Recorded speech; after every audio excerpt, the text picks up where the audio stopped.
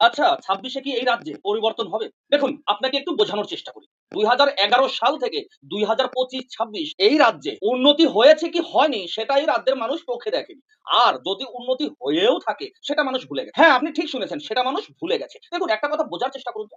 আপনাকে থালা ভর্তি মাছ, মাংস, দই, মিষ্টি বিভিন্ন রকম আইটেম দিয়ে থালা ভর্তি করে আপনার সামনে দেওয়া হলো। আপনি সেটা খুব ভালো করে খেলেন। এখন খাওয়ার পরে যদি আপনার পেটে পাড়া দিয়ে ভাতগুলো সব গলা দিয়ে বের করে নেওয়া হয়, তাহলে খেতে দেওয়ার কি মানে হলো? হ্যাঁ, এটাই বর্তমান পশ্চিমবঙ্গের বাস্তব পরিস্থিতি। রাজ্যে কি উন্নতি হয়েছে গত ১৫ বৎসর সেটা যেমন মানুষ চোখে দেখেনি, তেমন যদিও বা কোনো উন্নতি হয়ে থাকে সেটা মানুষ ভুলে গেছে। কিন্তু সবচেয়ে বড় কথা, এই রাজ্যে যদি পরিবর্তন হয়, সেটা কার উপর ভিত্তি করে পরিবর্তন হবে? কোন প্রতিশ্রুতি?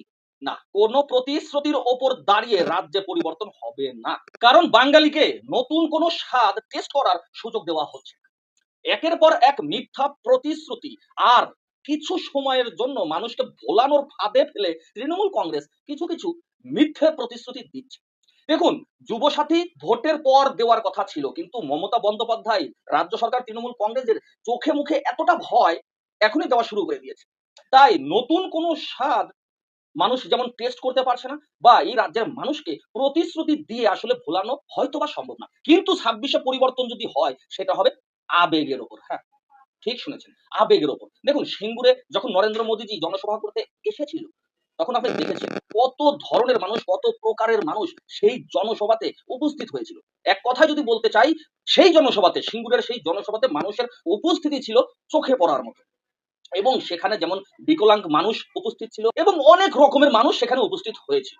এখন আগামী ১৪ মার্চ ব্রিগেডের ময়দানে বিশাল জনসভা নরেন্দ্র মোদীজির, এই পরিবর্তনকে উদ্দেশ্য করে। এখন এইখানেও অনেক ধরনের মানুষের উপস্থিতি চোখে পড়ার মতো চোখে পড়ছে। এই যে স্ক্রিনে ভিডিওটা দেখছেন, তার বয়স হয়ে গেছে এবং হাঁটা চলাফেরা করতেও তার অসুবিধা হচ্ছে। তারপরেও ব্রিগেডের ময়দানে তিনি উপস্থিত থাকছেন এবং এই ধরনের মানুষ, এর চেয়েও বিশেষ ক্ষমতা সম্পন্ন মানুষও উপস্থিত হয়তোবা আপনারা দেখলো। কিন্তু আমার কথা হচ্ছে, মানুষ আবেগে ভোট দেবে এই কথা ঠিক।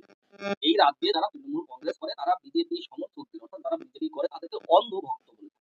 হ্যাঁ, ২০২৬ এ হয়তো এটা প্রমাণিত হতে পারে। মানুষ অন্ধ ভক্তির ঘোরে পরিবর্তন করেই ফেলবে। পরিবর্তন যে হবে এটা কিন্তু সত্য। এখন ঘটনা হচ্ছে, সিঙ্গুরে আমি আজকে এই ভিডিওটা যে কারণে করছি, আমি জানি না আমার এই কথা, আমার এই বার্তা রাজ্য বিজেপির উচ্চ স্তরের নেতারা নরেন্দ্র মোদীজির কাছে আমার এই বার্তা পৌঁছে দেবে কিনা। যদি পৌঁছে দেয় তাহলে আমি, শুধু আমার একটা অনুরোধ বিজেপির কাছে এবং আ কেন্দ্রীয় সরকার নরেন্দ্র মোদীজির কাছে আমার অনুরোধ, সিঙ্গুরে যখন নরেন্দ্র মোদীজি জনসভা করতে এসেছিল, সেখানে মানুষ যে আশা আকাঙ্ক্ষা নিয়ে সিঙ্গুরে উপস্থিত হয়েছিল, সেই অর্থে সিঙ্গুরে যারা উপস্থিত ছিল তারা হয়তোবা নরেন্দ্র মোদীজির কাছে সেই চাওয়া পাওয়া, সেই আকাঙ্ক্ষা হয়তোবা পূরণ হয়নি। অর্থাৎ নরেন্দ্র মোদীজি সিঙ্গুরের জনসভা থেকে শিল্প, মিল, কারখানা, একাধিক উন্নয়ন প্রকল্পের সে অর্থে কোনো ঘোষণা হয়তোবা করেনি। আপনারাও জানেন বিষয়টা। কিন্তু আগামী ১৪ মার্চ যে ব্রিগেডের ময়দানে জনসভা রয়েছে, এখানে আমি আশা করব পশ্চিমবঙ্গের উন্নয়নের স্বার্থে, পশ্চিমবঙ্গের আসল পরিবর্তনের স্বার্থে, পশ্চিমবঙ্গের মানুষের উন্নয়নের স্বার্থে নরেন্দ্র মোদীজি এই পশ্চিমবঙ্গবাসীকে নিরাশ করবেন না। নিরাশ করবেন না। আপনি যদি পশ্চিমবঙ্গের আসল পরিবর্তন চান তাহলে মানুষকে পথ দেখাতে হবে। মানুষকে বলতে হবে আপনি কেন পশ্চিমবঙ্গের ক্ষমতায় আসতে চান। হ্যাঁ, মোদিজি পশ্চিমবঙ্গের ক্ষমতায় বিজেপি কেন আসতে চায়, কি কারণে আসতে চায় সেটা আপনাকে বলতে হবে। দেখুন, ভাতা, এই ভাতা, এই ভাতা দিয়ে মানুষকে ভোলানো সম্ভব হবে না। রাজ্যের মানুষ ভাতা চায় না। রাজ্যের মানুষ ৫০০, ১০০০, ১৫০০ টাকাতে বিক্রি হতে আর চায় না। রাজ্যের মানুষ কর্মসংস্থান চায়। রাজ্যের মানুষ উচ্চ শিক্ষা চায়। রাজ্যের মানুষ স্বাস্থ্য ব্যবস্থা চায়। উন্নত মানের স্বাস্থ্য ব্যবস্থা। তাই আশা করব ব্রিগেডের ময়দান থেকে আপনি মানুষের নিরাশ করবেন না। মানুষকে একটা পথ অবশ্যই দেখাবেন। বন্ধুরা, আমার এই বার্তা, আমার এই কথা আপনারা প্রচুর পরিমাণে শেয়ারের মাধ্যমে রাজ্য বিজেপির উচ্চ স্তরের নেতাদের কাছে যেমন পৌঁছে দিন, তেমন আমি আশা করব নরেন্দ্র মোদীজির কাছেও হয়তো আমার ভিডিও আপনারা পৌঁছে দিতে পারবেন।